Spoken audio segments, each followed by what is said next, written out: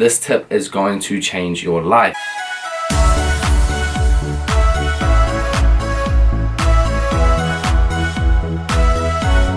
Hey, what's up guys, it's Daniel here and I hope you guys are all having a good day. Now in today's video, I'm going to be sharing with you guys 10 big tips to help you look good in every single one of your Instagram photos. Now guys, I'm not claiming to be any like Instagram expert or guru or any harder photographer stuff or anything like that, but I have picked up a few tricks along the way that I would like to share with you guys today. If you guys do want to check out my own Instagram, it is here at Daniel Simmons, and if you haven't already, make sure you do click that subscribe button down below. Now, enough of all of that. Let's get into those 10 tips. Tip number 1, and hands down guys, this tip is going to change your life. Now, I first found out about this a few years ago, and I gotta give thanks to the bro, Drew Scott. He's the one who introduced this to my life. Everybody is taking photos these days on their phone.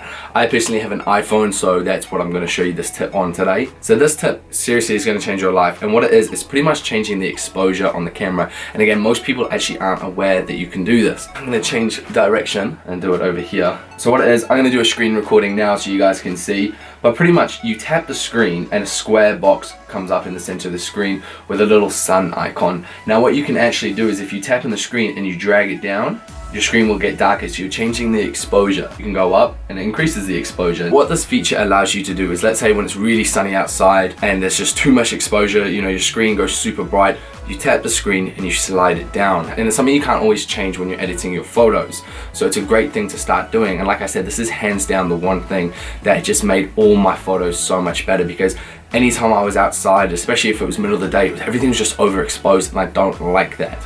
I like my feed, if you guys have seen, a more of a dark, moody feel, and I found that this did that amazing. Tip number 2 is when you're going outside shooting, is either take a hat, a beanie, or make sure you have like a hoodie. There's one thing that you guys just aren't in control of, and that is the weather. So there's been plenty of times that like me and my girlfriend, we've gone out to take a photo, like everything about the spot is awesome. The lighting's perfect, the background's perfect, everything like that, and then it's just the wind that is just destroying me. Your hair's coming this way, but then there's a huge parting or something this way, or it's all blown back, and you look at the photo and you're just like, bruh, like that's not cool. Bringing that hat along with you allows you to just take one element out of it, so you don't have to worry about what your hair's doing or if it's a mess, because like I said, a lot of the times you can get a great photo, everything about the photo is perfect but the hair. So take the hair out of the equation, hat on, everything now in this region is going to stay still, and that is what you want for the photo. Tip number 3, and we are talking about angles here. A lot of the time people just take a straight on photo. You know, that can turn out really good sometimes. You want to try playing around with angles, and what I mean about angles is, you know, try close up, far away,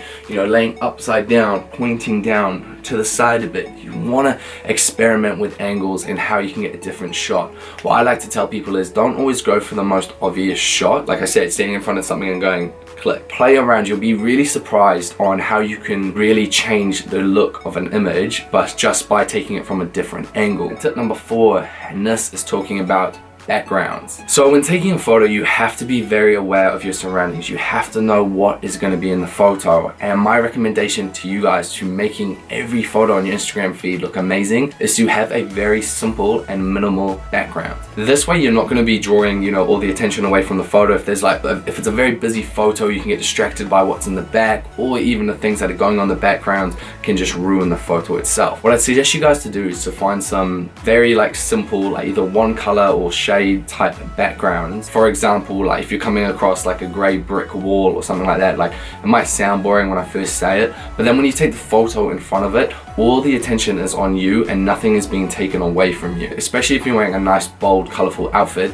the last thing you want is your background to be busy as hell and very colorful as well, which will just, you'll get lost in the photo. So guys, my tip number 4 is be aware of your backgrounds. Don't have a busy background, that way all the attention is on you in the photo and the person viewing the photo just sees you. Alright guys, tip number 5 now, and this is don't shoot front on. Don't be just square on. Okay, don't have the person in front of you just like this and you're just standing here square on. As you see here, I've got a photo where the photo has been taken with me kind of square on, and it makes me look kind of just wide and square and kind of like I said, wider, like I almost look fatter here, like it's not flattering at all. Where here you see I've rotated to the side slightly, I'm adding a little bit more depth to the photo. You also come across slimmer as well, and it just makes the photo look a little bit more aesthetically pleasing. We're talking about this as well. I want you guys to think about also how you are standing. For example, you can have one leg in front of the other, have the other one kind of behind it crossed. You can also, you know, do something with your hands as well. You don't want to be standing so square on. Imagine me just sitting here just like this, like, you know, your school photos. Like, it doesn't look that good. You don't want to be stiff. You want to loosen up, you know, move around and be comfortable in the photo. So number 6, guys, and this is one of my favorite tips, and it has really helped change my photo game, and it's kind of like framing your photo, guys. So what I mean by this is either use objects that help frame you in the photo, or if there are no objects around, for example, like a doorway, what you can do, and this is one of my favorite tricks, and you can find these anywhere, which is great. You can pick up like some leaves, something just like this, right? And what you do is, again, we're gonna go side on. Now remember, I'm not taking a photo of anything special, so it ain't gonna look mad or anything like that. But what you pretty much can do is it just helps frame your photo. You could come in and bam. But as you see, that was literally done just there. Obviously, when you have someone actually standing in the photo, and you can play around with how much you put in it, but it can really just help add a natural kind of frame to the photo, and it adds more depth to the photo. So it's not just this flat photo, you're adding a lot more depth to it. It's actually quite sad, these leaves fell off the rose that I got my missus for Valentine's Day, so that rose is dying. I went to throw it far and it just dropped. So guys, we're on to tip number 7 now. My tip here is to move around. You don't want someone taking, you know, 10 photos of you and it's just you pretty much in the same position. You'll be going through and you're like, oh, I wish I was, you know, facing this way. You want to be moving around. So at first you might be looking at the camera, then you might look slightly to the left, slightly to the right. All these little movements actually make a huge difference when you actually look at the photo that was captured. Even the tiniest things like eye contact make a huge difference. It all can change the mood of the photo. Biggest thing that I've started to do is pretty much not look at the lens. So right now I'm looking at the lens, I'm looking directly at you guys, like straight into the camera. What's up? But what I've started to do, either obviously looking away, other than that, is actually looking, you know, here's the camera, and then I'll look just to the left slightly or to the right or whatever. So typically when my girlfriend is taking the photos, I will look at almost like her elbow or something like that. So something that, like I said, that's you guys, and then I'll look, you know, there. And it's the tiniest thing, and even in the photos it just makes it seem a little bit more natural, and that's kind of what you're going for in the photos. So when I say move around, you know, you want to make it look natural. Move your arms around, change, you know, change the position of your body. All right guys, tip number 8, and this is a major key, and this is shoot low to high. And what I mean by this is going back to the side on position again. Let's say my missus is eye level with me here. I don't want to be just nice and square like this, okay? If you can bring the camera down a little bit and on a slight tilt, you're gonna get a much better angle, and it's a lot more flattering on the physique. It pretty much can make you look, you know, like taller and slimmer, especially if you're going for a full kind of body shot. That slight low to high angle does look a lot better, opposed to coming down high to low makes you look a lot shorter. All my photos are pretty much from a low to high angle. There might be the slightest angle and you might not always notice it, but there is a very slight low to high angle photo. Whether they're whole body shots like this or close-up shots like this, they're all on that slight low to high angle. It just makes the photo look a little bit more aesthetically pleasing. Alright guys, tip number 9, almost at the end, and this is to use the natural lighting and shadows. So obviously if you guys have seen my feed by now, you guys will see that I'm really into my kind of like moody, darker tones, and a lot of this is all done in just natural lighting, and it's just using shadow. Now it doesn't matter if that's kind of not the theme of your page. Natural lightings by itself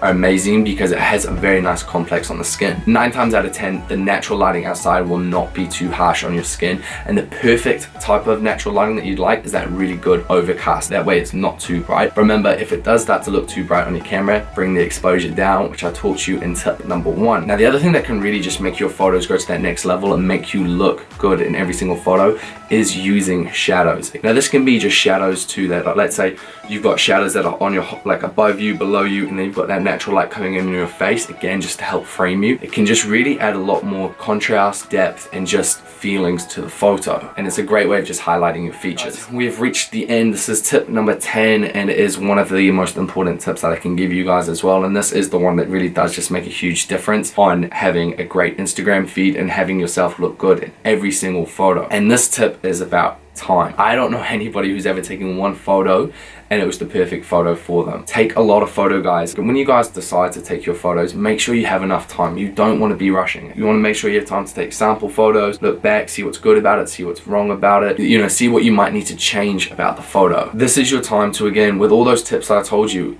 you need time to apply all those previous 9 tips. The last thing you guys want to be doing is rushing to take a photo. Trust me guys, I've been there too. I've been trying to take a photo in like 2 minutes, and yeah, there's a reason why it's not a good photo at the end. If you look at photographers, and you know, they can be on set for hours getting that perfect 1 or 2 photos. Now I'm not saying you guys need hours, but just make sure you're not rushing, and make sure that when you leave that spot where you took the photo, you're happy with what you've got. Just a little added on tip to that is take a lot of photos, anywhere between 50 and 100 photos. And I get that it sounds like a lot, but the more you've got to work with, the more likely you are to find that perfect photo for your Instagram feed. There we have it, guys. Those are my 10 tips to look good in every single one of your Instagram photos. Editing is a whole nother side to these things, so I will be doing another video on how I edit my Instagram photos to really maximize that photo and to really have you looking good in every single one of your photos. So stay tuned for that. If you did like today's video, make sure you give it a nice big thumbs up, and if you haven't already, do click that subscribe button because it helps so much. If you do want to see my Instagram feed and my photos and stuff like that, you can go check me out at Daniel Simmons. Other than that, guys, that's the end of the video, eh? So take care, guys, and I'll see you all in the next one.